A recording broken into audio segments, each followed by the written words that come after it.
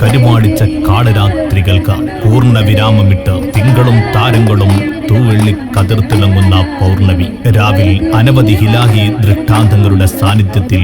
മണ്ണിൽ നിന്നും വിണ്ണോട് ചേർന്ന പ്രകാശഗോപുരമായി ഉദിച്ചുയർന്ന ത്വാഹ റസൂൽ സല്ലല്ലാഹു അലൈഹി വസല്ലം തങ്ങളുടെ 1501 ജന്മദിനത്തിന്റെ